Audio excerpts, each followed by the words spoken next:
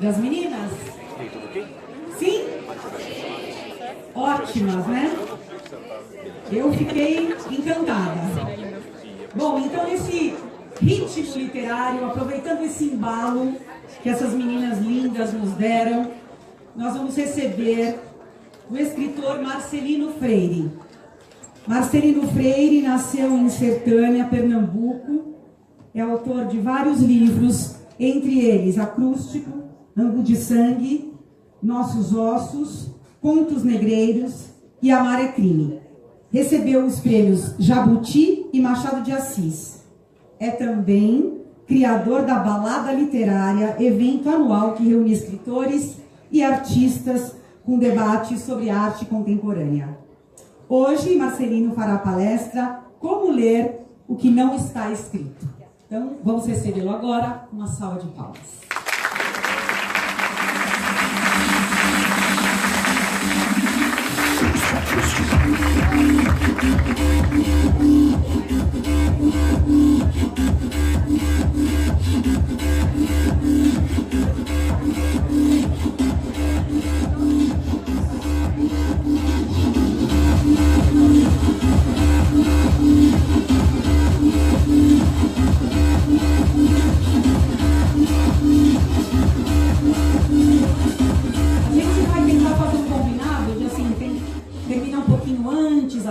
Tem uns 15, 20 minutinhos para perguntas, quem sabe. Vamos ver se é possível, né, Marcelino? Tá bom? Combinado, então. Obrigada. Boa tarde. Eu não estou enxergando vocês direito. Se você puder só diminuir um pouquinho isso, diminuir um pouquinho a luz. Eu sei que vocês devem estar filmando. Isso, pronto. Melhorou muito. Vocês estão me enxergando bem? Não? Mas eu tão gordo assim. O que é? A luz. Diminuir? A de vocês, né, que está na plateia. É tirar um pouco essa luz aí, senão os professores... Muito bem, tá ótimo. Agora eu estou enxergando um pouquinho. Vamos fazer tudo de novo. Boa tarde. Tudo bem? Vocês estão cansadas e cansados? Ainda bem. Também comendo pão de queijo, quem é que cansa? Disse que hoje teve um coquetel bom também, não é? Ou, né? Bem, quando me perguntaram, me convidaram para essa palestra aqui, essa conversa, né? Eu disse logo, eu acho que eu vou propor, já que estamos aqui com mestres, professoras, propor um tema que é ler o que não está escrito. Digo, ler o que não está escrito é danado, né? Mas aí eu vou conversar a partir um pouquinho da minha trajetória como leitor. E eu vou lendo algumas coisas para vocês aqui. E a gente vai vendo como é que destrincha esse assunto e depois dá para perguntas. Eu vou contar um pouquinho da minha trajetória como leitor e como escritor e vendo como era que eu comecei a ler a partir do que não estava escrito. Certo? Certo? Só gritou uma senhora ali, querida ali. Vamos ajudar. É o seguinte, eu nasci numa cidade chamada Sertânia. Alguém conhece? Conhece ali, graças a Deus. Assim, Sertânia existe, gente. Toda vez que alguém diz que conhece, eu digo, eu estou vivo. Você é pernambucano? São José do Egito, imagino, coladinho ali em Sertânia, não é? Tá vendo direto de lá? Não, do Recife. Recife, né? Mora lá no Recife. Quem é que falou com isso, Sertânia mais? Você é de onde? Eu sou de Pesqueira. Pesqueira. Olha, minha irmã já morou em Pesqueira, uma cidade linda, né? Então, é caminho de Sertânia, né? Vocês conhecem muito bem. Sertânia, para quem não conhece, foi manchete em todos os jornais recentemente. E Sertânia só é manchete por dois motivos. Quando alguém vai tirar foto de, assim, quando a seca nordestina está muito forte, uma das cidades que eles escolhem para fotografar, Sertânia. Porque, de fato, é uma cidade muito seca. E quando, curiosamente, Sertânia foi notícia agora há pouco, por causa de água. A transposição do Rio São Francisco chegou ali em Sertânia e uma das barragens, né, estourou e aí foi notícia até no Jornal Nacional. E notícia de quê? De água, né? E também aproveitaram para fotografar os sertanenses, que quem nasce em Sertânia é sertanense. Eu descobri isso, eu tinha uns 9 anos de idade, já lendo bastante. Eu fui lá no dicionário Aurélio e procurei lá, e tinha lá sertanense, aquele que nasceu em Sertânia. Eu fiquei tão feliz. Eu disse, eu sou gente, eu estou no dicionário, olha só. Então eles filmaram os sertanenses fazendo festa, tomando banho na transposição do rio. Minha mãe saiu de Sertânia, minha mãe teve 14 filhos. Ou seja, eu sou o único filho que está nesse palco, faltam 13 nesse palco, para vocês terem uma ideia do número de filhos. Eu tenho coloco mais 13 pessoas aqui para ver como que fica esse palco. Então minha mãe saiu de lá exatamente para que os mais novos estudassem. Pelo menos os mais novos estudassem, tivessem um curso superior, porque os mais velhos, eles já tinham terminado, sei lá, até 5ª série, estavam trabalhando, largaram o estudo. É muito difícil de estudar em Sertânia, né? Tinha que caminhar léguas para poder ir para a escola. E minha mãe queria que a gente saísse de lá. Eu costumo dizer que quando eu nasci, eu escapei, que na época de 10 crianças que nasciam em Sertânia, só umas 6 sobreviviam. Minha mãe teve 14 filhos, eu sou o caçula desses 14 filhos. Desses 14, 9 sobreviveram, eu sou o caçula desses 9.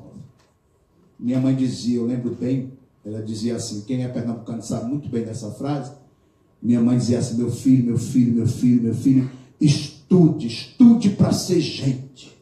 Estude para ser gente. E ser gente não é ser poeta. Né?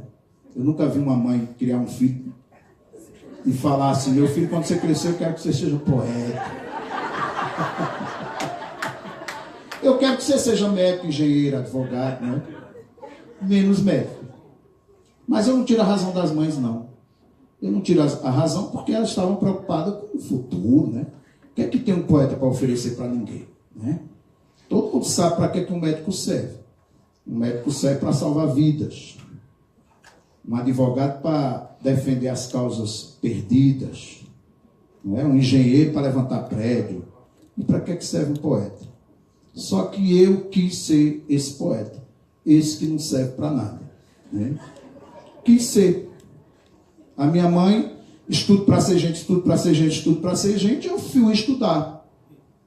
E ao ir estudar, e estudando muito mesmo, porque a insistência era grande, eu costumo dizer que eu nasci de 7 meses, né?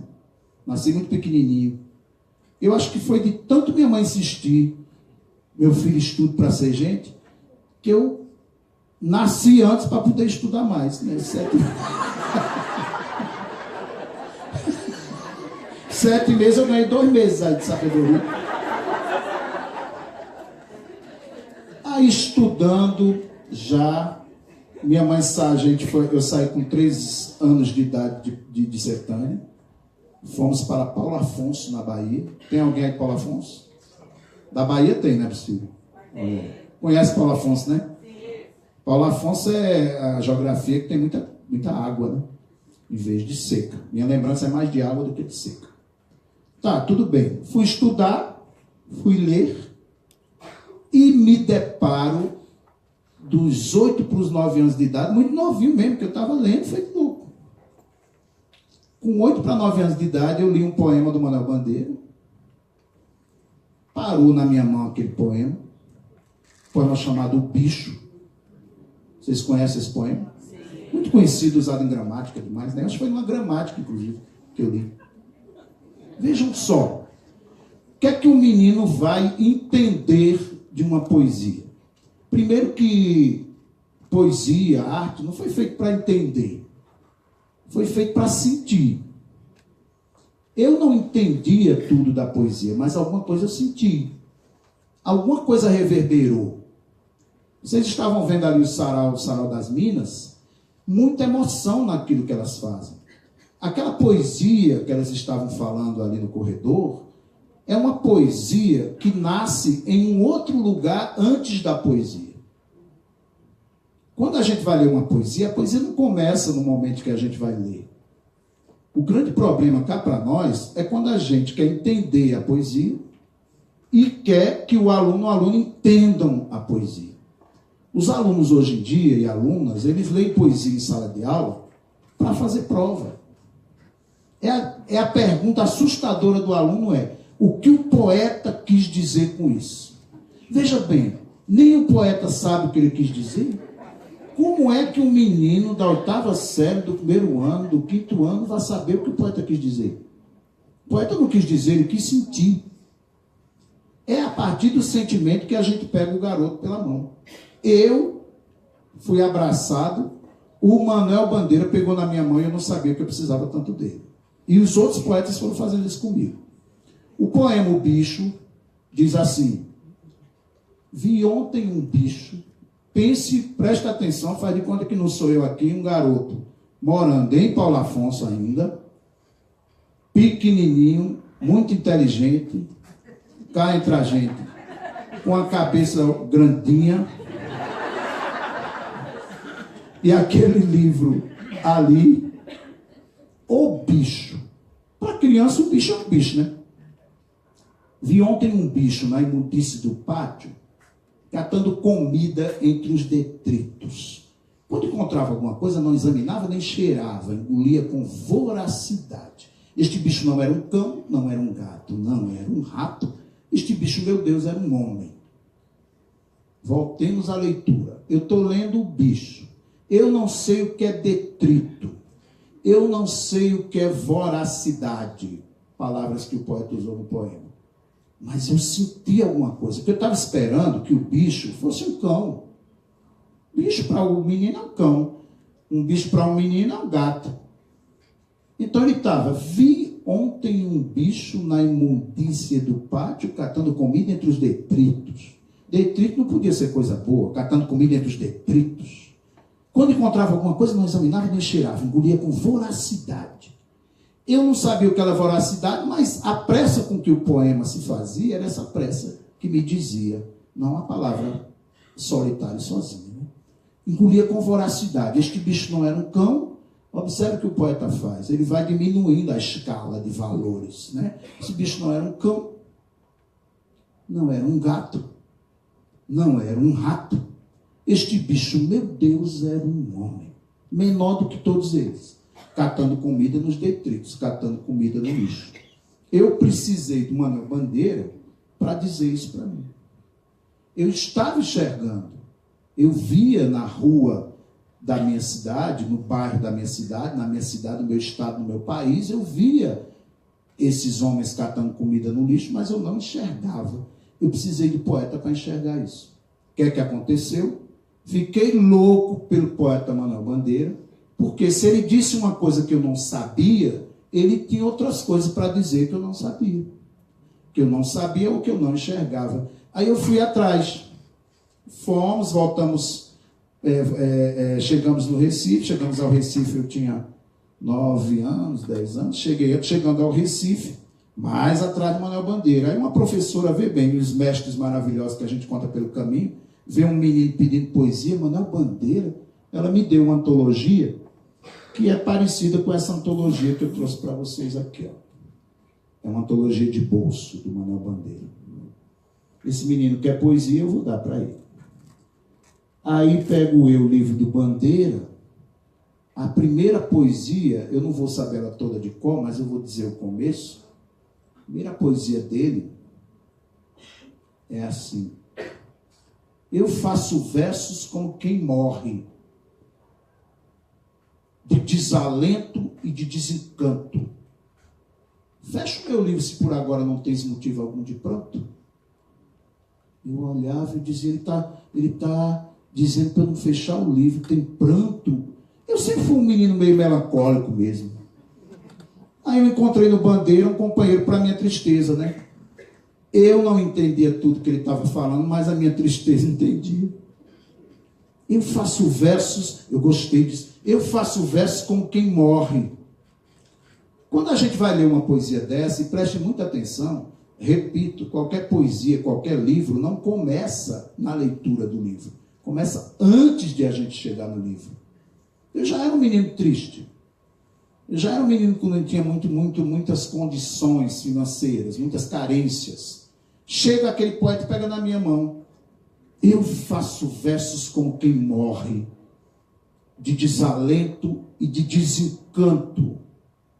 Fecha o meu livro se por agora não tens motivo algum de pranto.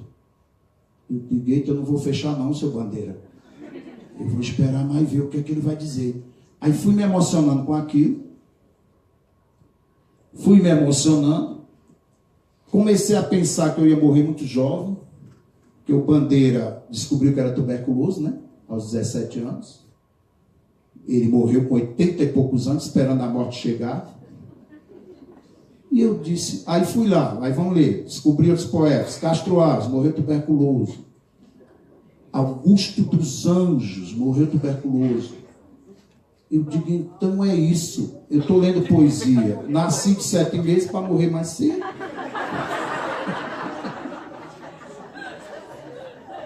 E um instantinho só para eu abrir essa garrafa aqui.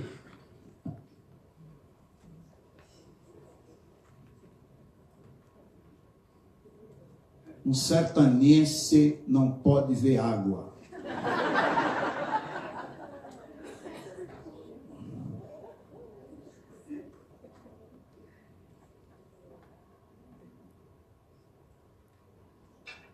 Obrigado, Jesus. Eu estava falando o que mesmo? Vão dizendo que eu estou ficando velho, eu não vou lembrando não. Hã? Sim, da tuberculose. Aí eu disse, espera aí, eu acho que eu vou morrer cedo, com 24 anos. Comecei a fazer umas contas, eu disse, eu vou começar a escrever poesia, que eu vou morrer. E eu quis muito morrer. Até hoje eu quero. Eu tenho muita preguiça para viver, cá entre a gente aqui. Toda vez que eu acordo, eu digo, de novo? É muita obrigação, é muita coisa, né? Mas a gente não sabe quem é que trouxe a gente para cá, né? Quem é que trouxe a gente para cá? Quando a gente vê, a gente já está aqui. Só que quando eu acordo, eu tenho preguiça. Mas aí eu digo, estou por aqui, então eu vou lutar bastante. Aí eu luto. Mas o que eu queria não. Aí eu quis ser tuberculoso. Comecei a ler Bandeira, ficar doente. Aula de educação física, com todo respeito aos queridos professores aqui de educação física. Mas eu não conseguia fazer o que eles me pediam. Que era correr de um canto a outro sem chegar a lugar nenhum. Rapaz, o sol do Recife. Você correr 10 horas da manhã até meio-dia. Eu nunca entendi para que serve um marinheiro, aquela flexão que fica beijando o chão assim. O professor dava as costas e ficava deitado. Mas para ler era uma beleza. E lendo Manuel Bandeira, passando mal, lendo Manuel Bandeira. Eu passava muito mal na aula de educação física, isso já morando no Recife. E aí minha mãe um dia disse, por que você está chegando cedo? Eu estou passando mal na aula de educação física. Ela falou, eu vou hoje lá na escola com você. Me pegou pela mão, hoje eu vou resolver isso. Eu disse, mas como é que ela vai resolver isso? Eu vou resolver isso. Ela me pegou pela mão, chegou na escola, eu era um bom aluno. Chegou na escola, todo mundo me conhecia, eu ali amarelo, o que é que minha mãe vai fazer? E ela foi já dizendo, boa tarde, entrando. Porque minha mãe era muito educada, ela dizia boa tarde, mas já ia entrando. Foi entrando na sala dos professores, a diretora lá, o que é que aconteceu, dona Carminha? Eu vim aqui dizer para vocês que meu filho está passando mal na aula de educação física, mas não é fome. Ela morria de vergonha, porque a gente saiu de Sertânia, que pensasse que a gente estava passando fome. A gente não tinha uma vida fácil, mas passar fome a gente não passava, não. Então ela dizia, ele não está passando fome, a gente vai ver de que é que se trata, mas fome ele não está passando. Aí eu olhei para ela e disse, tuberculose. cabulosa, agora ele está com essa mania. Tudo porque eu encontrei um companheiro da tristeza, um parceiro ali, que vivia à sombra da morte o tempo inteiro. Eu li uma poesia do Bandeira, e olha só, quando eu li a poesia, volto a dizer, eu não entendia tudo da poesia, mas eu sentia. Essa terceira poesia, possivelmente, que eu li na minha vida, é uma poesia Testamento do Bandeira, em que ele faz um testamento, o que é que ele vai deixar, né, para as pessoas quando morrer. Quando o poeta morrer, qual é o legado dele, o testamento que ele deixa? Eu não sabia nem o que era testamento, mas ele ia dizendo ali, né? Vamos lá. Testamento eu não sabia, digo assim, no sentido de tudo que implica, né? Um testamento, um inventário. Só sei que ele falou assim para mim. Como é? Testamento. Ai, caramba, eu sei decorado, mas agora fugiu. Testamento. Ah, já lembrei. É só uma palavrinha, né?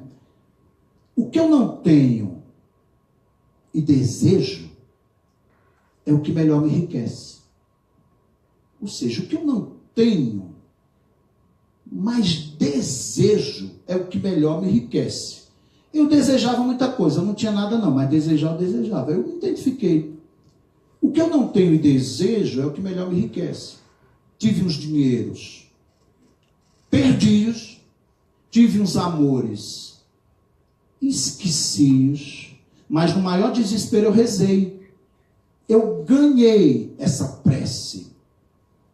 Vi terras da minha terra, por outras terras andei, mas o que ficou guardado no meu olhar fadigado foram terras que eu inventei. Eu dizia, nossa, eu invento muita terra, eu sou um cara rico.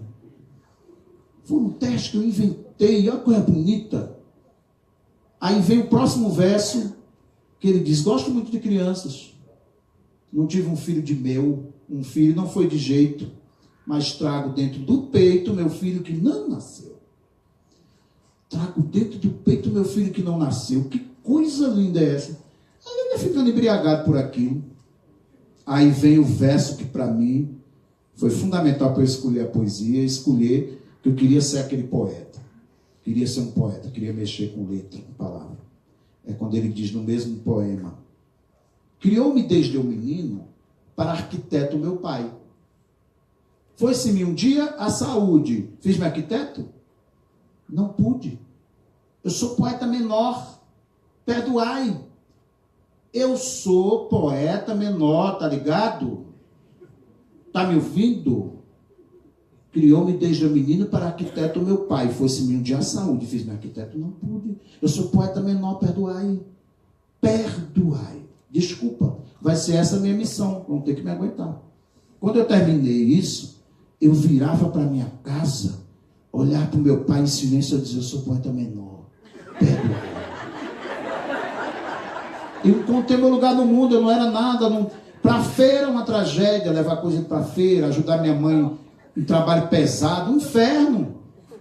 Cada um é bom naquilo que é bom, naquilo que faz. Não adiantava me mandar fazer uma coisa que eu não conseguia fazer direito. Equilibrar melancia, carregar batata, era um horror. Mas o primeiro lugar em que eu fui respeitado como escritor foi na minha casa. Por quê? Esse menino é ruim de fazer feira, esse menino é ruim de educação física, mas escreve uma carta. Que menino para escrever uma carta. Lê uma Bíblia, que é uma coisa maravilhosa. Lê bula de remédio como ninguém. Então eu era o grande leitor da casa. Meus irmãos não gostavam muito de ler. Então eu comecei a escrever carta, 12 anos aí, 13 anos. Então eu ia citando poeta nas cartas. Porque minha mãe só queria escrever uma carta que era para dar notícias aos compadres e às comadres que ela deixou em Sertânia. Então o que acontecia? Ela dizia o que eu tinha que falar e eu escrevia a carta. Quando eu terminava de ler a carta, ela chorava. Eu dizia, é isso que eu quero fazer, emocionar a minha mãe. Ela ficava emocionada, chorava, ô menino para escrever bonito, meu Deus. assim eu fui escrevendo carta para o vizinho, carta para o pai. Era muita carta para fazer. Outra coisa que eu fazia era ler a Bíblia, como eu falei para vocês. Adorava a linguagem da Bíblia. Começava a ler a Bíblia todo dia. Eu entendi, volto a dizer, a leitura, e aí a gente lê o que não está escrito, né? Eu não queria saber muito, eu não tinha muito juízo para saber o que estava acontecendo em Jerusalém, não sabia. Mas que a linguagem me fascinava, me fascinava. No princípio era o verbo, e não sei o que lá. E eu achava aquilo muito poético. Então eu já lia dando uns pulos assim, minha mãe, meu filho, sente, é a palavra do Senhor. Sente.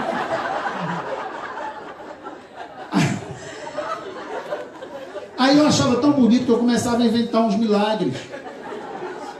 Eu começava a ler a Bíblia, inventava um milagre, fazia umas outras frases que não tinha lá. Minha mãe dizia, Jesus fez isso, ele fez.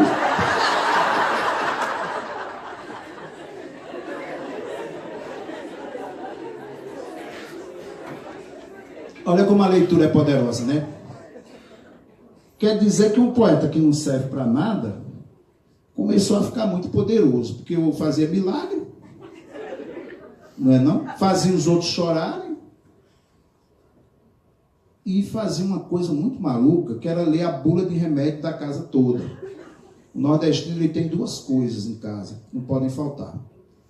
É o oratório com todos os tipos de santo, para as dores da alma, todos os santos, um oratório. Para as dores do corpo, uma farmácia. Todo tipo de remédio. E a cada dia mais remédio.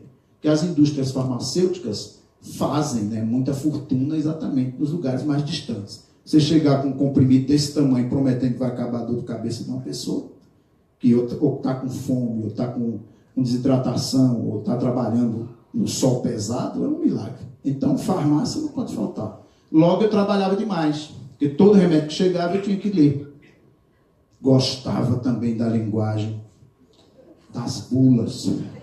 Aquelas palavras que eu não entendia também, mas eu achava bonita aquela palavra. Minha mãe, meu Deus, ele consegue ler essas palavras difíceis. Que menino inteligente. Só que é o seguinte, veja bem, só entre a gente aqui. Eu também ganhei muito poder lendo a bula. Porque já pensou se eu lesse uma bula errada? Hein? O que acontecia? Olha o poder que eu estava tendo em casa. Se eu lesse uma bula errada, eu olhava lá, sei lá, um vizinho que chegasse, aquele vizinho preconceituoso, aquele vizinho chato. Quantas doses, Marcelinho? Lê aí para mim. Quantas doses eu tenho que tomar por dia?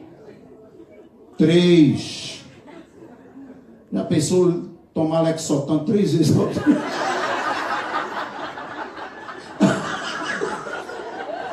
Eu não recomendo isso não, viu? Vocês fazerem essa leitura errada, não. Mas eu estou dizendo que a gente vai ganhando muito poder. E aí, eu falo para vocês o seguinte. Bandeira pegou na minha mão. A gente não sabe, mas esses poetas pegam na mão da gente. Aí ele me deixou na mão de Cecília Meirelles. Aí me deixou na mão do Augusto dos Anjos. Aí me deixou na mão do Mário de Andrade, do Solano Trindade. Eles vão deixando a gente, assim, vai ajudando a gente a suportar a vida. E a entender além daquilo que está escrito. Por que eu não gosto de livro de autoajuda? Cá entre a gente aqui. Por que eu não gosto de livro de autoajuda até hoje?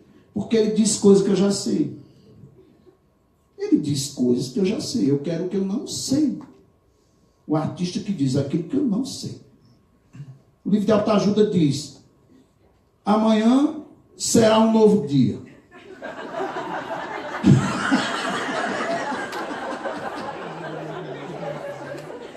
Aí você lê aqui e diz: é verdade.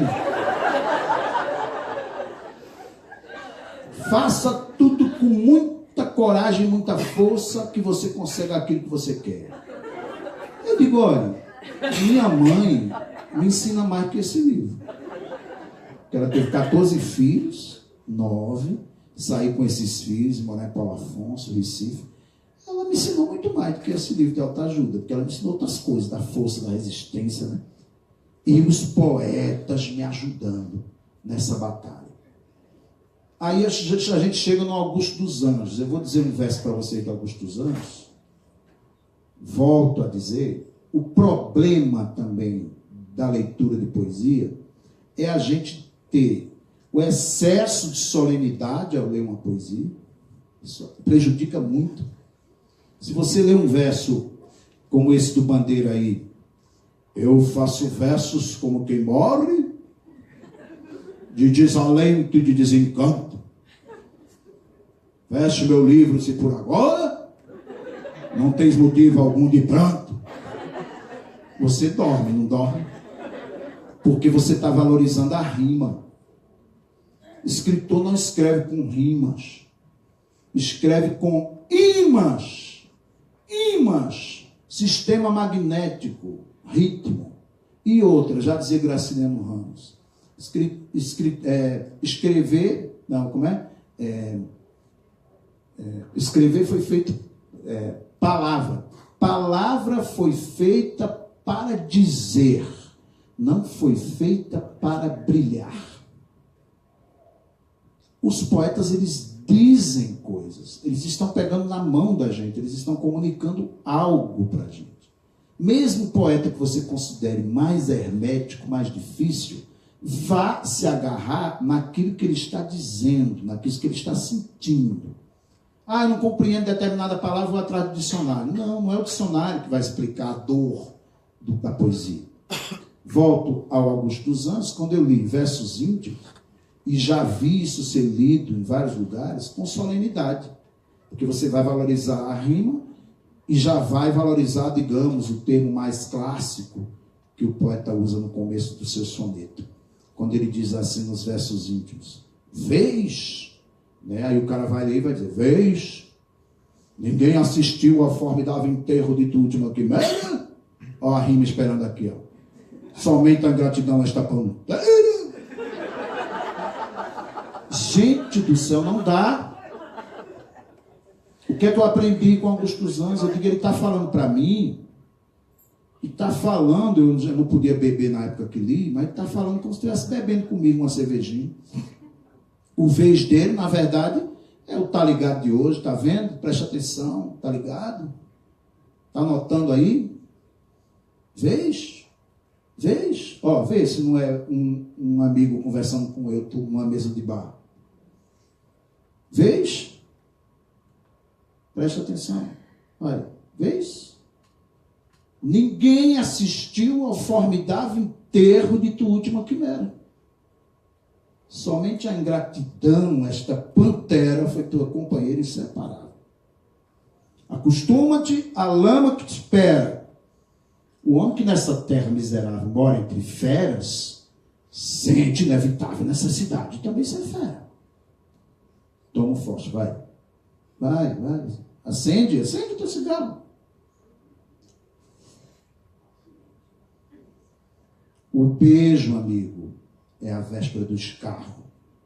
A mão que afaga é a mesma que apedreja. Agora, se ainda alguém causa pena à tua chaga, apedreja essa mão vil que te afaga. Tá ligado? Escarra nessa boca que te beija. Estou te dizendo. Me dá um pouquinho dessa cervejinha também.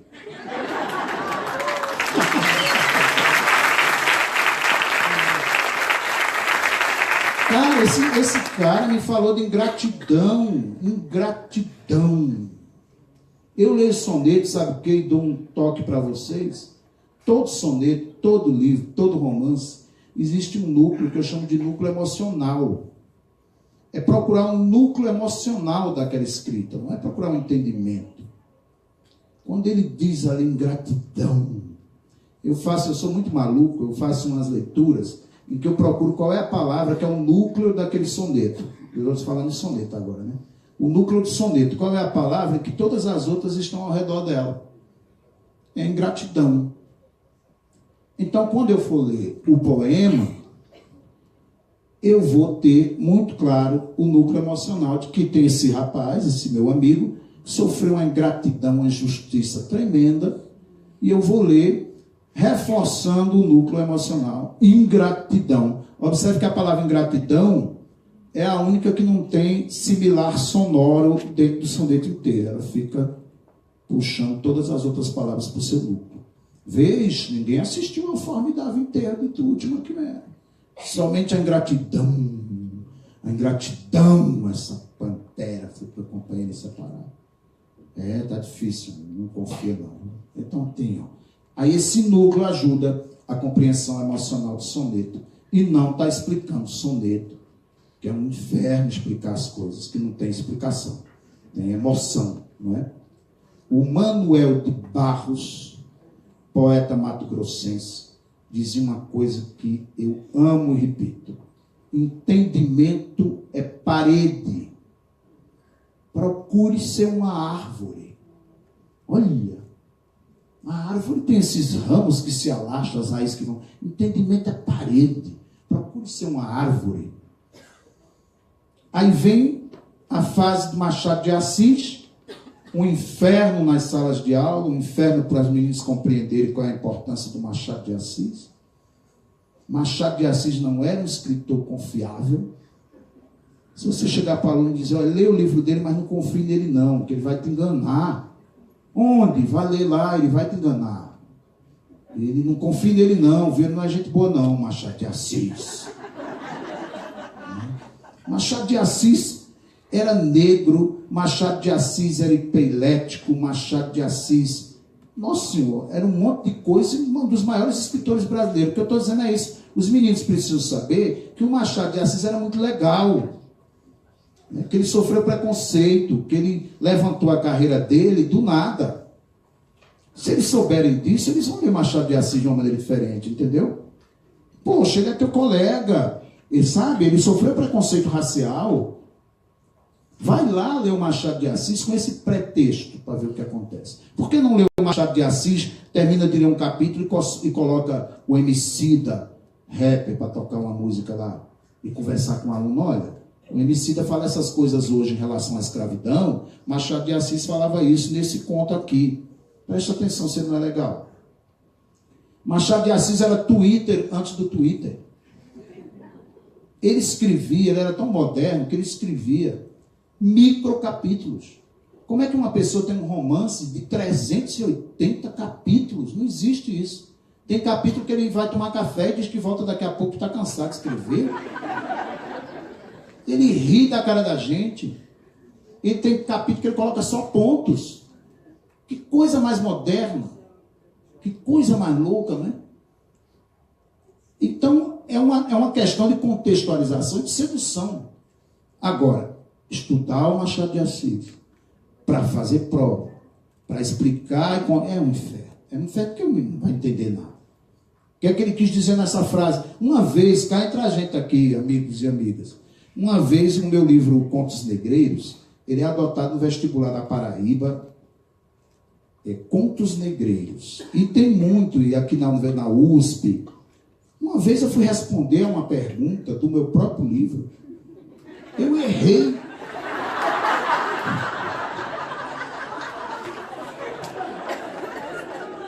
Eu errei. Neste conto, Marcelino Freire quis dizer, sociologicamente, antropologicamente falando, que dentro das diretrizes sociais, dos mecanismos vigentes na semântica nacional, ele quis dizer letra A. E eu assim, letra A. Letra B. Letra D. Eu digo, eu vou em nenhuma das respostas. Aí eu me lasquei, tirei 0 do próprio livro que eu escrevi.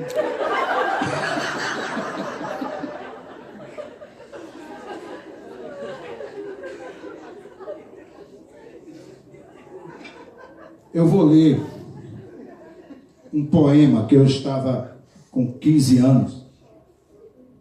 Uma amiga disse, Marcelina, eu trouxe aqui um poema que eu fiquei passada quando eu li. E você vai gostar. Matéria de poesia. Eu não conhecia Manuel de Barros. Ela leu para mim, eu fui atrás, louco, Manuel de Barros. Por quê? Alguém que disse coisas que eu não sabia. Aí eu vou ler o Manuel de Barros tentando entender. Olha que verso é esse esse foi o primeiro que eu li dele. Aí fui atrás dele e depois fiquei amigo do Manuel de Barros. Fui na casa dele, em Campo Grande. Falava com ele por telefone, viramos amigos, tenho esse esse prazer, essa honra. Todas as coisas cujos valores podem ser disputados no cuspe à distância servem para a poesia.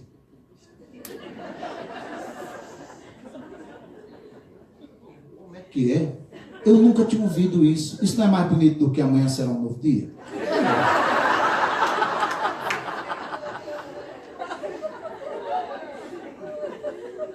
Todas as coisas cujos valores, porque eu brincava de cuspe à distância, quem não já brincou? Todas as coisas cujos valores podem ser disputados no cuspe à distância servem para a poesia. O homem que possui um pente e uma árvore serve para a poesia. As coisas que não levam a nada têm grande importância. Cada coisa ordinária é um elemento de estima.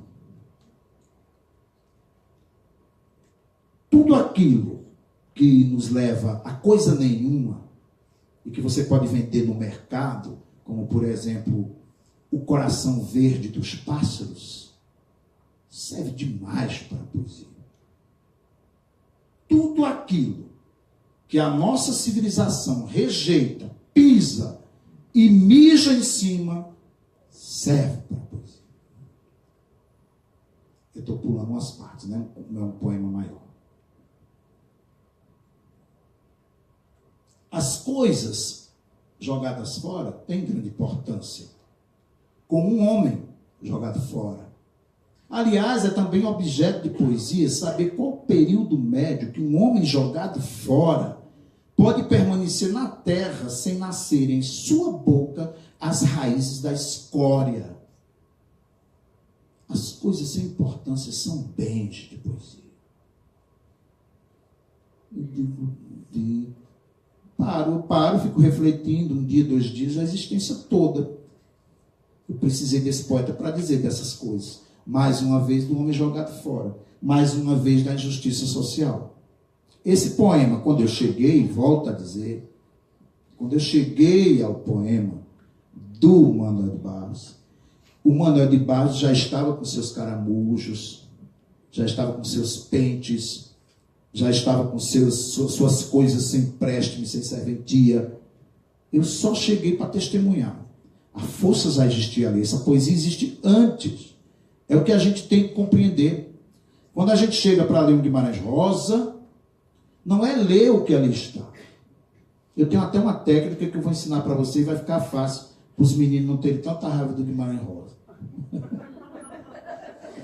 Eu tenho umas teorias de você pensar no pré-texto. O que é que tem antes do texto?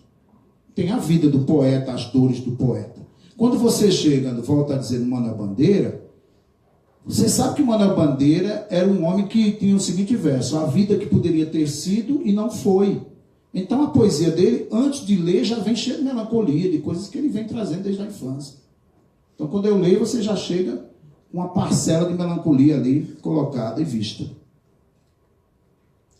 Eu chego no Guimarães Rosa, aí fora esses pretextos, eu tenho umas frasezinhas que eu digo, qual seria a frase que não está no texto, mas que começa qualquer leitura do Guimarães Rosa? Sabe qual é?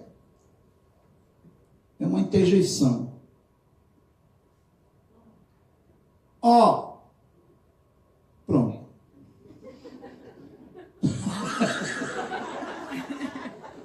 Ó. Guimarães Rosa é o tipo de escritor. Sabe aquela pessoa que fica falando com você e você só... Ele quer que você fique olhando toda hora para ele. Aí quando você vira um pouquinho, toca no seu ombro. Aquele cara chato, né? Que ele está falando e depois você não pode prestar atenção em mais nada. É o Guimarães Rosa. Vou dar um exemplo prático aqui. E Machado de Assis, já falei o pretexto. Não confia em mim. Eu vou enrolar você. Eu vou levar você para um lugar que você nem imagina, tá bom? Topa, vem. Aí ele começa as histórias dele.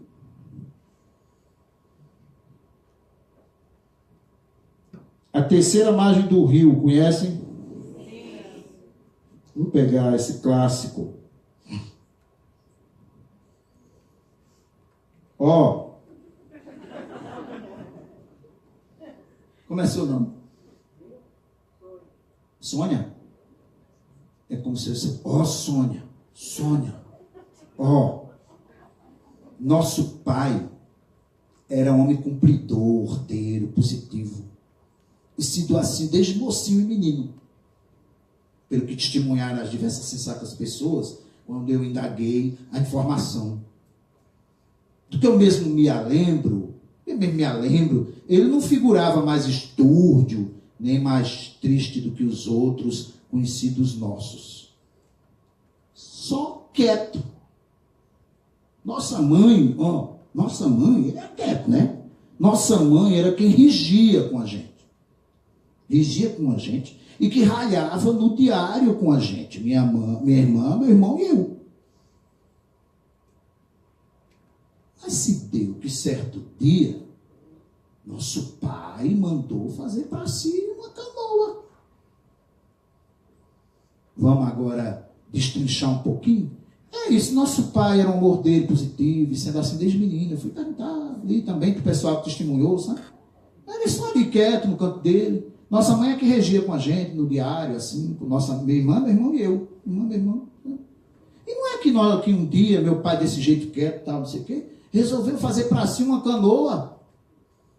Olha agora como ele vai tocar no ombro da Sônia. Qual é a próxima frase?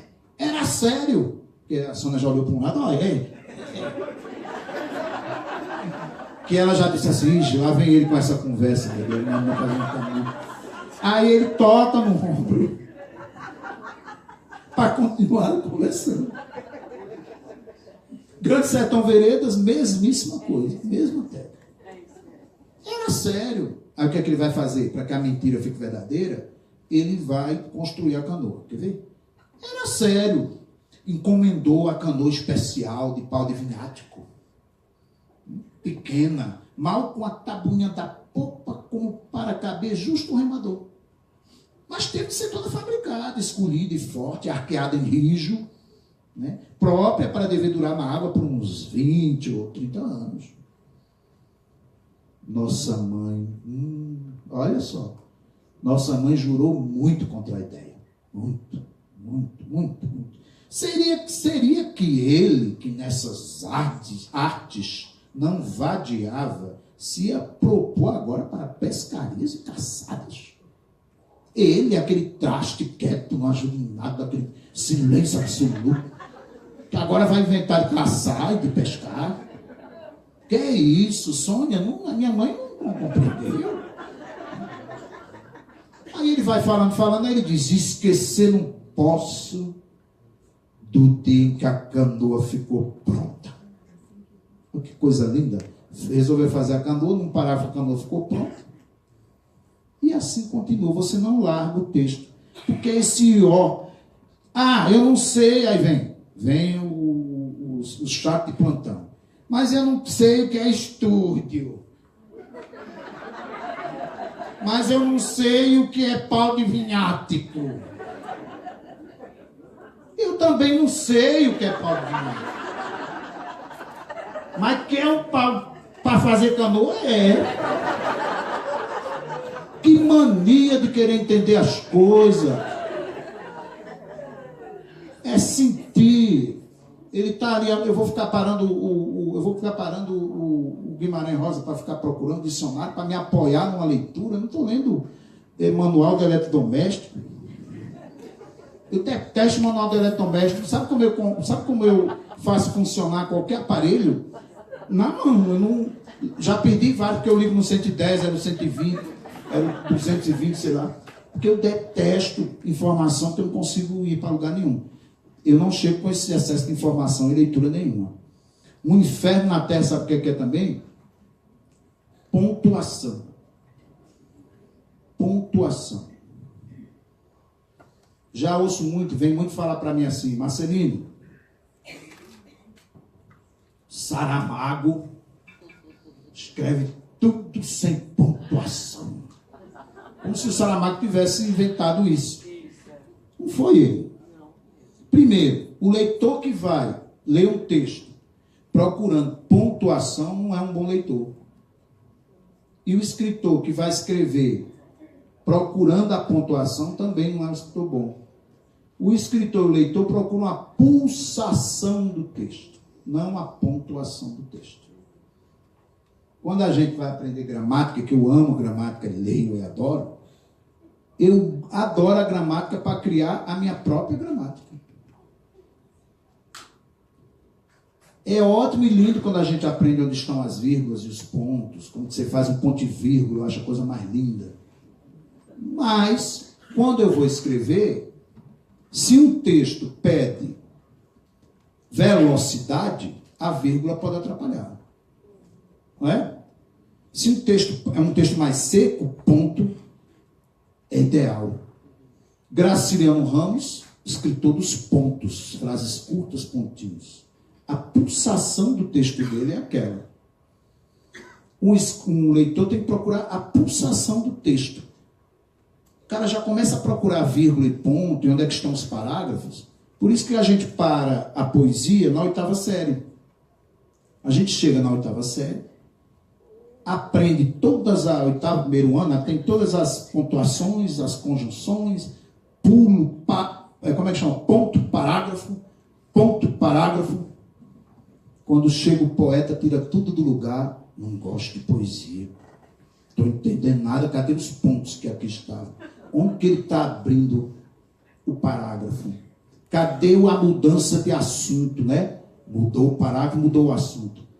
Fica um rigor interessante para compreender o sistema de um texto. Mas o poeta vem lá e tira tudo do lugar. Como é que a gente fica? Não gosto. Não gosto. Eu coordeno oficinas de literatura há muitos anos aqui em São Paulo e pelo Brasil todo. Oficinas de literatura de escrita, conto, poesia, romance. Eu peço, olha, só entra a gente aqui. Eu peço para a pessoa ler o texto dela. Leia o seu texto. Porque eu quero que a pessoa vá afirmando aquele texto em si, né? Peço para ler o texto. São mais 15 pessoas na sala. A pessoa pega o texto, veja bem, pessoas de 26 anos, 27, 30 anos, 40 anos, 45 anos. Leia em voz alta o seu texto. Eu estava andando para o comércio quando eu fui, virou uma criança da 8ª série. Virou uma criança da 8ª série. Virou o mesmo menino e a mesma menina que a professora pedia para ler. Esse texto não é extensão do corpo dele ou dela. Está lendo como alguém que foi solicitado a ler em voz alta na sala de aula. Eu coordenei um evento agora, fui convidado para ser curador da festa literária Lítero Musical lá de São José dos Campos, e eu tive a ideia de convidar uns alunos, estudantes, primeiro ano, universitários, enfim, vários estudantes. Eles abriam cada mesa, eles eram um anfitrião ou anfitriã de cada mesa. O Inácio Ola Brandão esteve lá, esteve o Chico César, esteve a Laerte. Então tinha um estudante fazendo uma primeira leitura. Eu cheguei lá no evento, aí fui para meninas de 16 anos, 14 anos. Eu disse, leia o texto para mim. Elas, exatamente, o corpo já fazia isso, né? Que é aquele casulo, e lia burocraticamente, sabendo onde estavam os pontos, onde estavam as vírgulas. Eu digo, olha, a sua voz, faça um teste simples. A primeira frase, fale alto. Fale alto a primeira frase, porque a sua voz vai atrás dessa frase toda, depois. Como assim? Eu digo, fale, levante a vista, corpo, e diga, né? Café com pão, café com pão, café com pão. Não é café com pão, café com pão. É café com pão, café com pão. Você viu que isso aqui é um trem? É um trem. O corpo já foi lá. Café com pão, café com pão. Ela foi se divertindo, café com pão. Ela não conseguia baixar mais a voz porque ela começou, né? Aí começa a perceber as entrelinhas do texto, que está na afirmação do corpo. A gente para na 8ª, primeiro ano, para ler as coisas, é aquele menino. Isso não é só uma oficina de literatura, não, viu? Vira aquele menino que alguém pediu para ler e vai dizer todos os pontinhos certos. Fala, peito, fala. Isso não é aula de teatro, isso é aula de poesia. Não é? Café com pão, café com pão, café com fogo. Foi isso, maquinista, bota fogo na fornalha, que eu preciso, muita força, muita força. Ela foi dizer, quando vi a menina já estava uma questão de uma conversa de 15 segundos de projetar a voz. E eu vejo que tem muito isso. Isso ajuda a ler também. Vocês, professores e professoras, sentir que o aluno está todo encolhido, pede para ele se abrir. Põe ali, faz, deixa ele solto, projeta a voz, fala. Estou falando demais falando isso? 34 minutos e 35 segundos que faltam para a nossa conversa. Eu vou ler um outro... eu vou dizer também como é que essas leituras, viu, foram me influenciando na minha escrita. Mas eu vou ler aqui essa que não é uma paixão tão antiga, não. É uma autora chamada Noêmia de Souza, moçambicana. Essa poeta já faleceu. Ela é considerada a mãe dos poetas moçambicanos. Ela não queria publicar um livro porque ela disse que o país dela não tinha dinheiro para comprar. Eu não vou publicar. Então ela espalhava as poesias dela em vários lugares. Lutou muito, né, pelos direitos das mulheres africanas, sofreu muito preconceito, foi perseguida. Finalmente ela foi publicada no Brasil, Sangue Negro. Eu descobri a Noêmia de Souza por causa de um poeta amigo meu moçambicano, que me mostrou o seguinte poema. Olha como a poesia vai chegando assim. Aquela minha amiga me apresentou Manuel de Barros. E aí eu peguei na mão Noêmia de Souza. Eu nunca estive em Moçambique, mas a Noêmia já me levou lá. E essa poesia que eu vou ler não começa quando eu vou ler. Começa na Noêmia. Começa na história de vida da Noêmia e de seu povo. Aí quando eu leio, eu penso nisso. Esse poema não começa na primeira frase. Vem com a Noêmia. Ela só escreveu porque ela precisava escrever aquilo lá. O poema se chama Súplica. Vejam só essa poesia da Noêmia de Souza. Mas eu não sei alguns termos africanos, algumas palavras. O que é machamba? Precisa saber, precisa sentir. Súplica. Tirem-nos tudo,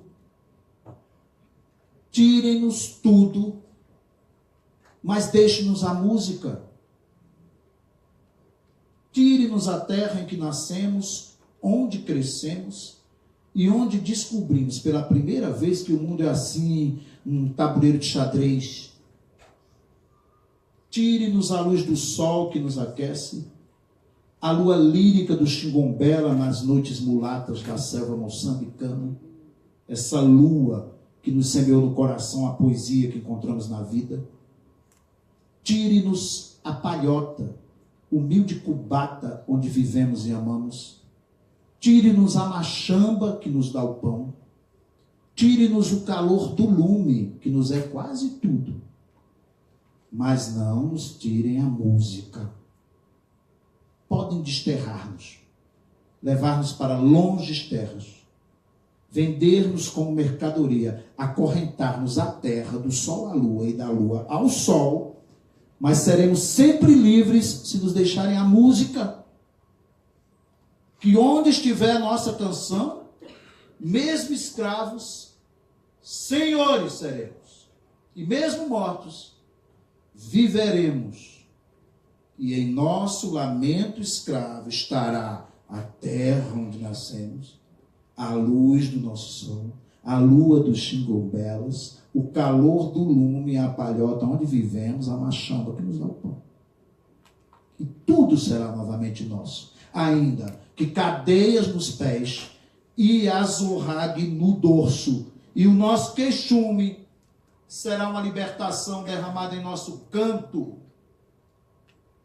Por isso pedimos, de joelhos pedimos, tire-nos tudo, mas não nos tirem a vida. Não nos levem à música. Não é um negócio.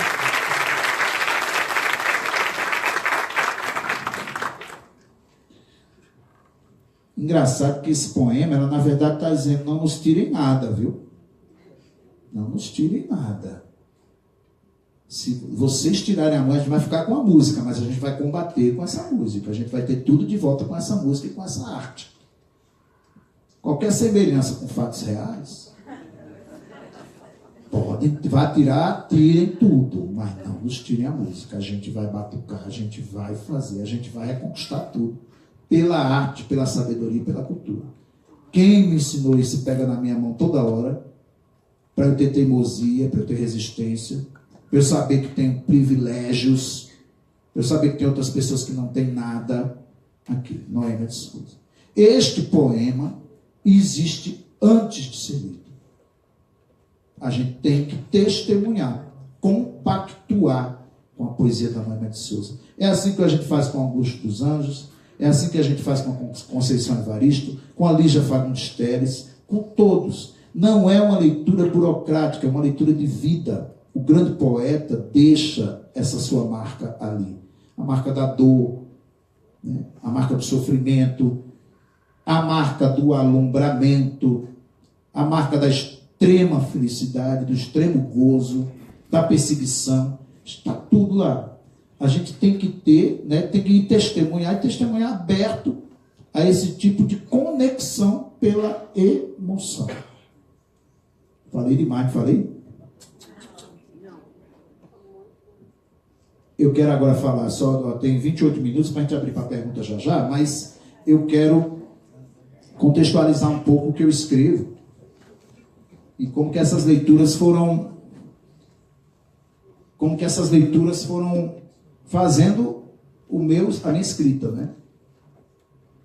Fui em contato com esses poetas todos, comecei a participar de grupo de poesia no Recife, moro em São Paulo desde 1991, há 26 anos, cheguei aqui com 24 anos, logo tenho 50 anos, um cara de 150. Você sabe que escritor e artista tem idade de cachorro. Uma menina maravilhosa chamada Regina Azevedo, uma poeta maravilhosa de Natal. Fiquem de olho nessa menina. Eu conheci com 14 anos de idade, já escrevia muito, e agora com 17, já está no segundo livro dela. Está com 17. Ela disse, eu só estou com 17. Eu digo, não, você está com o triplo, é a idade de cachorro. O escritor tem o triplo da idade. Não é 17, não. Clarice Lispector estreou com 17, mas não tinha 17. Tinha o triplo, a idade de cachorro. A alma nasce velha já do poeta. Mas por que eu estava falando isso? Nos meus 50 anos. Então eu estou com 150 anos. Estou dizendo que sou bom, não. Mas é que eu sofro, as coisas pesam demais para mim. Aí eu acho que cada ano são 5.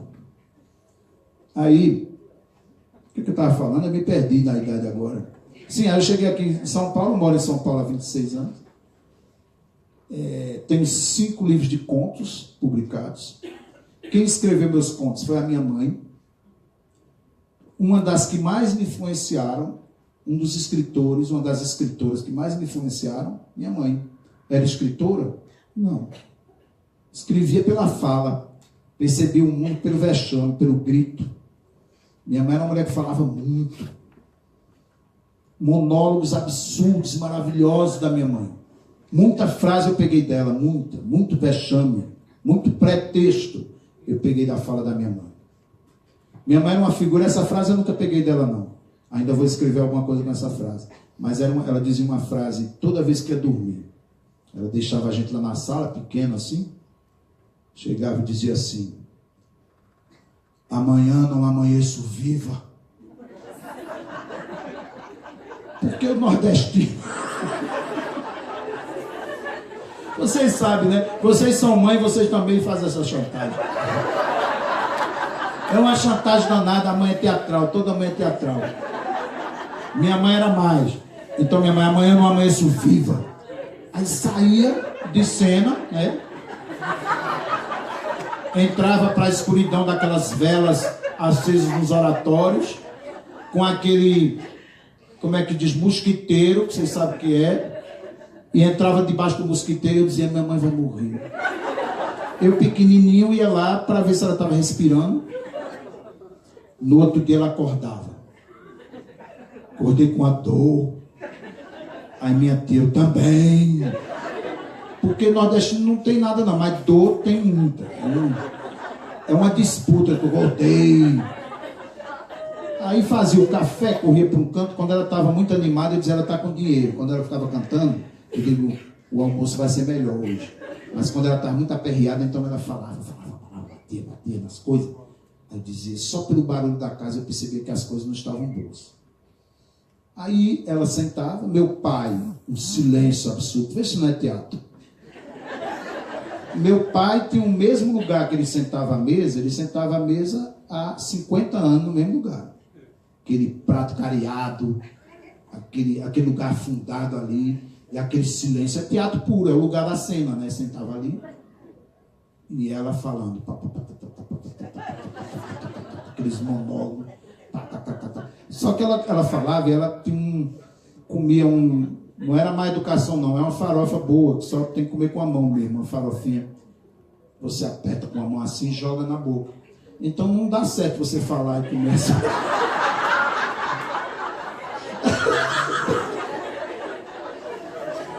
Então quando ela não morria de noite, ia morrer de manhã, porque ela jogava e se engasgava, aí saía correndo pro quintal, o quintal cheio de roupa que ela já lavou, então aqueles panos, o vento batendo, então ela abria aqueles panos todos, jogava no chão, vê se não é teatro, subia numas escadas e ficava pedindo socorro pro céu, assim. E eu atrás, você imaginou, ela vai morrer agora. Aí ela voltava, ou seja, eu não posso ser normal. Meu pai, ao contrário dela, era um homem muito silencioso, volto a dizer, e ele só dizia uma palavra todo dia de manhã. Ele ficava ali, minha mãe reclamando dos pombos. Aí tem um monólogo dos pombos, que ela era boa para monólogo. Ela dizia, esses pombos, meu Jesus do céu, uma sujaraiada toda, meu Deus do céu. Agora eu lavo a roupa toda, ela vem os pombos todos, caga tudo. Aí ficava papapá, e os pombos, porque os pombos tá aqui, o pombo tá ali, o pombo desgraçado, e a do pombo, que coisa do pombo. Esses pombos sabem quanto custa um preço de um sabão em pó, não sabe. Fala.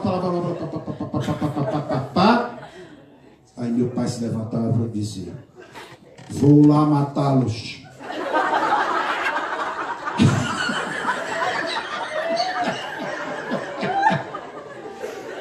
Era o maior matador que eu conhecia.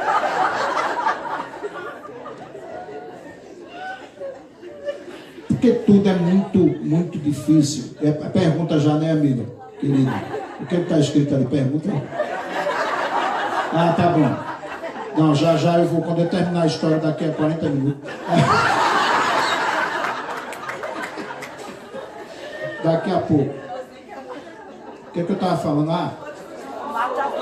Tem um monólogo da galinha gorda, porque não é só desgraça.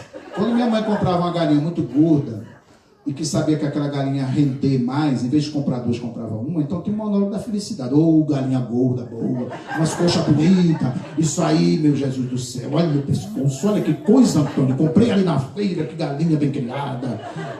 Depois de meia hora do monólogo da galinha, meu pai, vou lá matar. Aí, vocês sabem, no meu tempo, então não tinha, ele pegava o pescoço da galinha, né, fazia isso, né, quebrava o pescoço, hoje nós compra tudo no supermercado, mas quebrava o pescoço da galinha, a galinha ficava molenga, vinha com a faca, cortava no pescoço e pendurava aquela galinha para ficar sangrando. E utiliza o sangue também para outras coisas. Resultado, A minha infância era meu pai torcendo, cortando, sangue pingando. E eu adorava as galinhas revolucionárias. Aquelas que fugiam da mão dele sem a cabeça. Que passa um tempo vivo ainda, né? Eu adorava, elas saíam, fora Temer, fora Temer!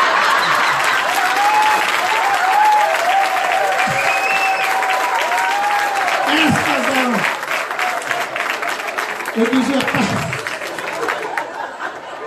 Eu dizia, pai, deixe as galinhas viver, pelo amor de Deus. Elas estão reivindicando o direito dela. Resultado. Os meus personagens são isso aí. Se vocês pegarem Contos Negreiros, se vocês pegarem... Aliás, eu trouxe aqui para a equipe, né, dos nossos amigos, um audiolivro. Tem esse audiolivro de Contos Negreiros, que é muito usado em sala de aula para usar os textos. Então, o livro Contos Negreiros é todo lido por mim.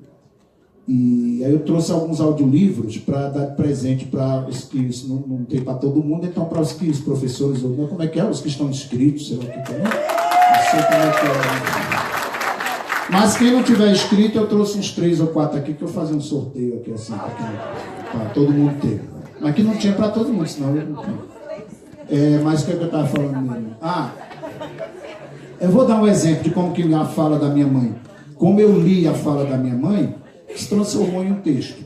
Aí eu terminei de ler um texto bem curtinho e aí abro para perguntas. Uma vez eu vi na televisão, num programa sensacionalista desses aí, uma mulher que estava dando seus filhos. Ela estava vendendo os filhos.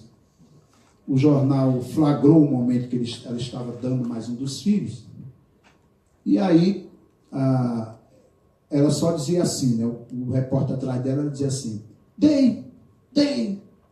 Mas minha senhora, a senhora deu seus filhos? Dei.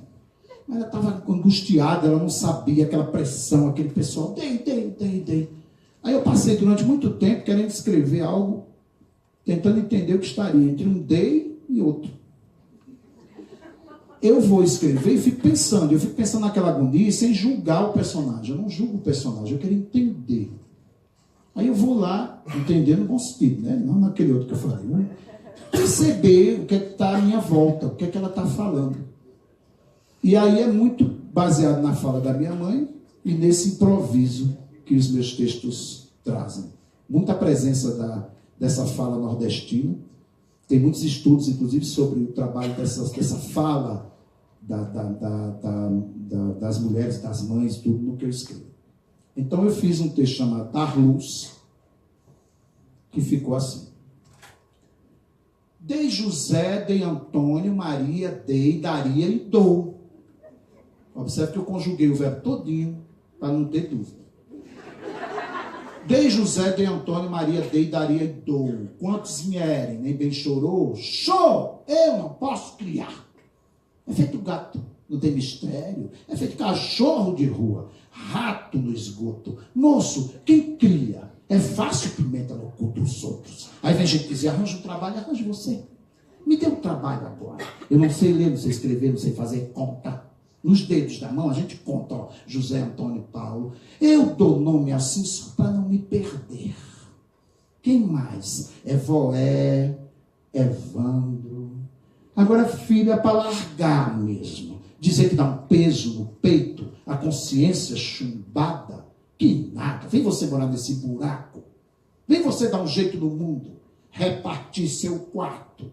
Olha, esse olho é irmão desse. Veja, Maria. Pôs Jesus no mundo, mas é filho do Espírito Santo. O pai largou. Você viu como José sumiu, se evaporou? Maria que foi lá nos pés da cruz se arrepender, fome. Está escutando? O que você faz com a fome?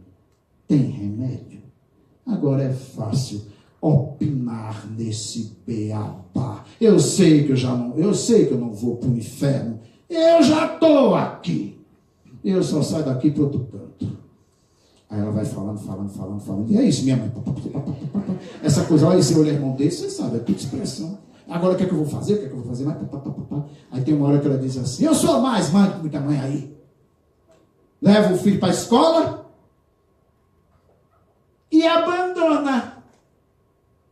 Leva o filho pro shopping e abandona. A puta que pariu e abandona. Então ela vai falando e ninguém consegue desgrudar da fala daquela mulher. Porque minha mãe, quando começava a falar, e de você se fosse parar a fala dela. Todos os meus personagens têm isso. Muribeca, a mulher que vive no lixão, que diz, lixo serve para tudo. A gente encontra a mobília da casa, cadeira para pôr uns pregos e ajeitar, sentar, lixo para poder ter sofá, costurado, cama, colchão, até televisão. É a vida da gente o lixão. E por que agora querem tirar ele da gente? O que eu vou dizer para as crianças que não tem mais brinquedo, que acabou o calçado, que não tem mais história, livro, desenho, e o meu marido que vai fazer nada? Como ele vai viver sem as garrafas, sem as latas e sem as caixas? Vai perambular pela rua? Roubar para comer? E eu como? O que eu vou cozinhar? Agora, com que dinheiro vou fazer sopa? Vou inventar caldo, inventar farofa. Fale. Explique. O que é que a gente vai fazer da vida? O que é que a gente vai fazer da vida? Nem remédio para dor de cabeça eu tenho. Quando vou me curar? Quando me der uma coceira, uma caganeira? Vá, fale, me explique, me aconselhe. Onde vou encontrar tanto remédio bom? Esparadrapo, band-aid, seringa. O povo do governo devia pensar 3 vezes antes de fazer isso com o chefe de família. Vai ver que eles estão de olho nessa merda aqui, nesse terreno. Vai ver que eles perderam alguma coisa, né? Se perder, a gente acha. A gente cata. A gente encontra. Até bilhete de loteria, lembra? Teve gente que achou. Vai ver que é isso, coisa da Caixa Econômica. Vai ver que é isso, descobriram que lixo é luxo, que lixo dá sorte, que lixo tem valor.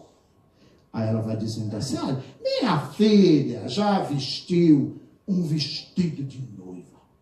Não, antes ela diz uma coisa que eu gosto, que era o que minha mãe falava também. Assim, tanto povo que compra que não gasta, essa mulher do lixão.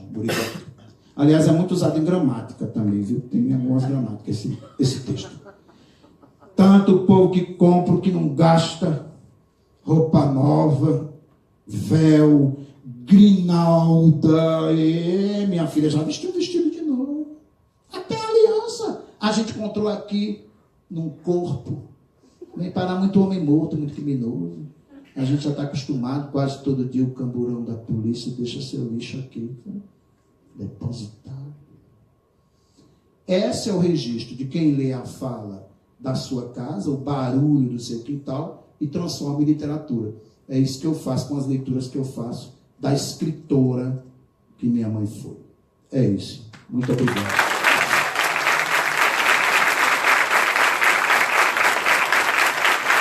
Muito obrigado. Graças, senhoras e senhores. Obrigado. Perguntas aí. Quem fizer a primeira pergunta ganha um ponto. Muito obrigado. Aqui.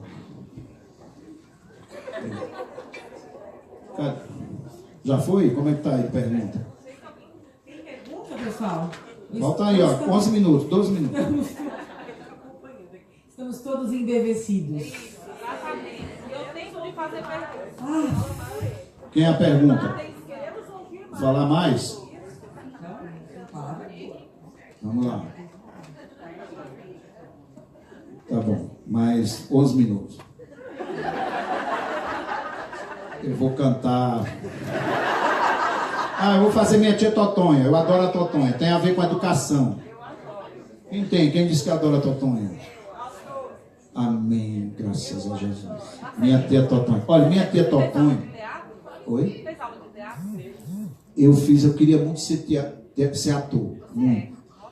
Não, Aí, eu acho muito generosa, muito generoso o ofício do ator. O ator é aquele que empresta corpo, voz, suor, tempo, ensaia, para oferecer para o outro, colocar aquela palavra que está em seu estado parado, né? E dá gesto, voz, suor, oferece para o outro e nunca assiste ao que está fazendo. Né? Só se ele gravar, mas gravar não é a mesma coisa, é aquela emoção ali na hora, né? Eu gosto muito disso. Mas eu descobri que tinha muito pudor para ser ator. Muito. Fiz teatro dos 9, na mesma idade que eu descobri Manuel Bandeira, dos 9 para 10 até 19. Aí descobri que tinha muito pudor para ser ator. Ia ser um ator limitado, né? Para dizer as coisas, ou para revestir determinado figurino, ou para não vestir figurino nenhum. Então eu seria muito limitado. Aí eu disse não. E como escritor eu não tenho pudor absolutamente nenhum. Mas quando eu escrevo, eu penso em teatro. Eu penso nessa fala, nesse personagem, nesse teatro da minha mãe, né? Você vê que a Muribeca é muito encenado, esse que eu fiz, o da Darluz também, e a Totonha também. Tem muitas atrizes que fizeram a Totonha, que fizeram a Muribeca. E a Totonha é a minha tia que não queria aprender a ler de jeito nenhum. Eu dizia, mas tia, eu gostava de perguntar porque eu queria ouvir o que ela falava. Mas tia, por que a senhora não quer aprender a ler? Quer aprender a ler, não? Já estava com 80 e poucos anos. Quer aprender a ler? Quer aprender a ler? Capim sabe ler? Aí eu adorava, dizia, Capim sabe ler, agora eu aqui nesse tempo todo aqui eu vou aprender a ler, sabe o quê? E eu queria muito escrever, que eu escrevo por 2 motivos. Para dar vida às pessoas que já se foram, e escrevo para me vingar.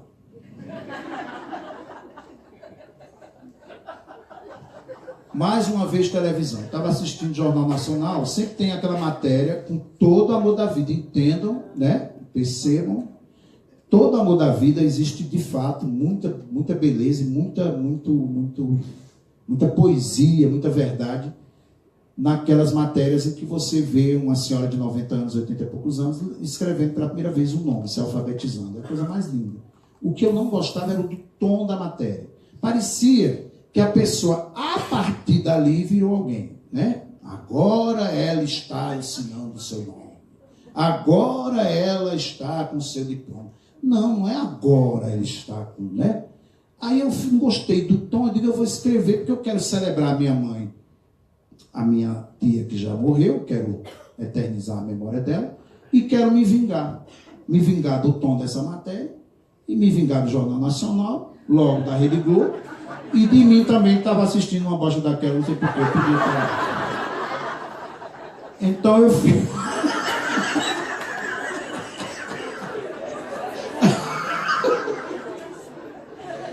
Então eu escrevi Totonha. Totonha é assim. Capim sabe ler. Capim sabe ler, escrever. Já viu cachorro letrado, científico. Já viu juiz de valor. Em que eu não quero aprender, dispenso. Deixa pra gente que é moço, gente que ainda tem vontade de doutorar, de falar bonito, de salvar a vida de pobre. O pobre só precisa ser pobre, mais nada precisa. Deixa eu aqui no meu canto, na boca do fogão é que fico, tô bem. Já viu fogo e atrás de sílaba? O governo me deu o dinheiro da feira, o dente, o presidente, e o vale doce e o vale linguiça. Eu quero ser bem ignorante. Aprendendo com o vento, tá me entendendo? Demente como um mosquito, na bosta ali da cabrita, que ninguém respeita mais a bosta do que eu. A química. Tem coisa mais bonita, a geografia do rio mesmo seco, mesmo esculhambado, o risco da poeira, o pó da água. O que é que eu vou fazer com essa cartilha? Número. Só para o prefeito dizer que valeu a pena o esforço. Tem esforço, mas esforço, meu esforço. Todo dia há tanto tempo desse esquecimento, acordando com o sol. Tem melhor beabá a soletrar se a chuva vem? Se não vem, morrer já sei, com medo também. De vez em quando é atrás de preá, caruá, roer osso de tatu. Adivinhar quando a coceira é só uma coceira. É só uma coceira, não uma doença. Tenha santa paciência. Será que eu preciso mesmo garranchear meu nome? Só para a mocinha aí ficar contente? Ô, dona professora, que valia ter meu nome numa folha de papel? Me diga honestamente. Coisa mais sem vida é um nome assim, sem gente. Quem está atrás do nome não conta? Olha, no papel eu sou menos ninguém do que aqui no Vale do Jequitinhonha. Pelo menos aqui todo mundo me conhece. Me conhece. Me chama, me apelida, vem me chamar assim, Totonha! Totonha! Quase não mudo de roupa, quase não mudo de lugar. Eu sou sempre a mesma pessoa que voa. Para mim, a melhor sabedoria é olhar na cara da pessoa, sabe? No focinho de quem for. Eu não tenho medo de linguagem superior. Deus que me ensinou. Eu só quero que me deixe sozinha. Eu e a minha língua, que só passarinho entende. Entende. Não preciso ler, moça. O prefeito que aprenda. O doutor. O presidente é que precisa saber ler o que assinou. Eu é que não vou baixar minha cabeça para escrever. Não vou.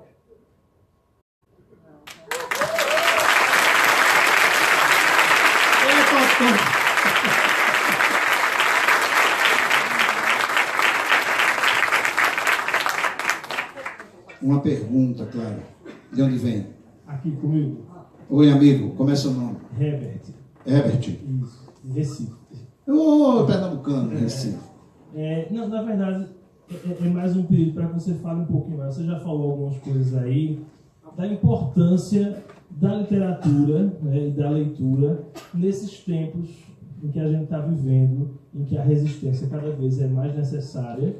Você já deu algumas palavrinhas quando você deu aquele poema, mas aí eu queria só que você puxasse, falasse mais um pouquinho sobre isso, né? Na sua visão, o papel dessa leitura literária nos tempos de hoje, nos tempos de sempre, mas sobretudo hoje que a gente está nesse período de resistência.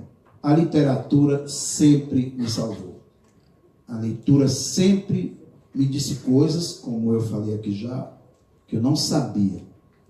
Quando eu li A Metamorfose, do Franz Kafka, eu tinha 15 anos de idade, quando eu li.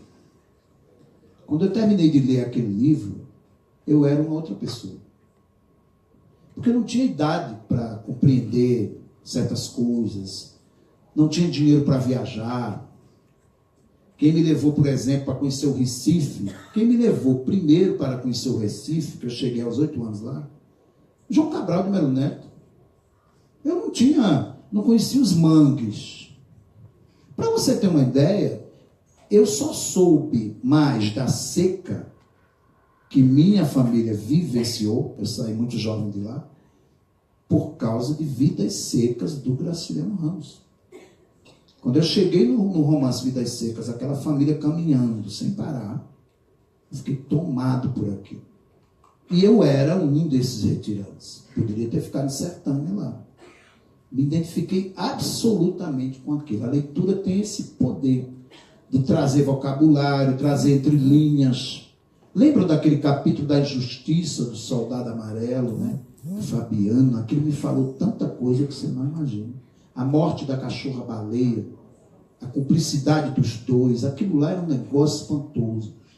O escritor, ele ensina a gente a ler os pensamentos. Quando a Clarice Lispector escreve um conto, entre outros, mas um conto chamado Feliz Aniversário, ela lê o pensamento das pessoas durante o aniversário de uma mulher centenária, da matriarca da família.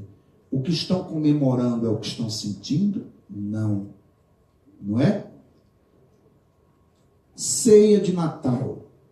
Tudo lindo. Todo mundo se encontra, tudo maravilhoso. Feliz Natal, vem todo mundo. Aí vem Roberto Carlos, e todo mundo canta, todo mundo... Aí o escritor vai lá e acaba com a festa. Ele diz o que cada um está pensando ali. A cunhada está de olho na outra que o filho está mais bem vestido que ela. O outro que está desempregado, que quer, você quer o peru, quero não, nem comer ele quer. Tão desanimado, aí o outro já está trabalhando. O escritor, infelizmente, vai nessas regiões aí, para a gente perceber o espírito humano, né?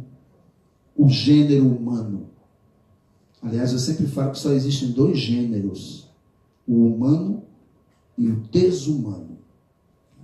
Os escritores estão nesse gênero humano, mostrando as coisas que a gente precisa enxergar para sermos melhores cidadãos, né? Melhores filhos, melhores brasileiros. Né?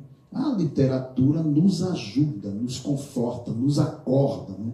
Quando eu li a Metamorfose e fui jantar, lembro bem, a família toda naquela mesa imensa, eu me fiz a seguinte pergunta: se amanhã eu acordar transformado num inseto monstruoso, quem é que vai estar do meu lado aqui? Eu olhava para minha mãe e diria, essa vai. Meu pai, esse daí vai. Eu olhava para uma prima ali e diria, aquela não vai. Como o menino aos 15 anos foi compreendendo as entrelinhas. Então a literatura é o que nos salva, sobretudo para compreender essas coisas que estão à nossa volta. Por que a gente vai ouvir um artista? Por que a gente vai ouvir um artista cantando algo, uma poesia que é lida, o Islã das meninas? Você viu quantas coisas foram faladas ali, né? Na questão da mulher, da questão racial, tudo está ali falado. Querem ouvir? Né? Então, fundamental, a leitura é fundamental para nos dar suporte, para nos dar força, nos dar armas. Palavrarmos, é o que eu falo. É isso. Mais 1 minuto. Muito obrigado. É isso, né? Muito obrigada por essa linda fala, né, que ele fez hoje aqui. Uma delícia ter a sua presença, essa generosidade de dividir com a gente esse seu percurso leitor, a construção como escritor. E você dividiu com a gente, assim, disse quem pegou na sua mão, né? Vários escritores pegaram na sua mão. Então, eu vou ler um pedacinho de um texto teu, porque você também pegou na nossa mão hoje. E no nosso percurso como leitores aqui. Professores, leitores. Espero que seja tão tocante quanto foram suas palavras. Não vai ser tanto, mas são suas. Do trecho, não escreva bonito. Não procure palavras gloriosas, maquiagens pesadas, botox nas frases. Bom é verbo velho, enrugado, o peso exato de cada parágrafo, nem mais nem menos. Fique longe, digo sempre, de qualquer sentimento. Releia agorinha aquele seu conto, ponto por ponto. Se aqui e ali você parar a leitura para suspirar, jogue fora o suspiro. Tudo que for adjetivo elevado, enganoso, show, ao lixo. Não presta para a poesia o que é cerimonioso, solene. Com essa tua presença e personalidade tão forte, a gente pode imaginar um pouco como é que esse texto precisa ser lido. Super obrigada. Com as palavras dele, eu me despeço de vocês hoje e amanhã estaremos aqui às 9 em ponto para outro dia de trabalho.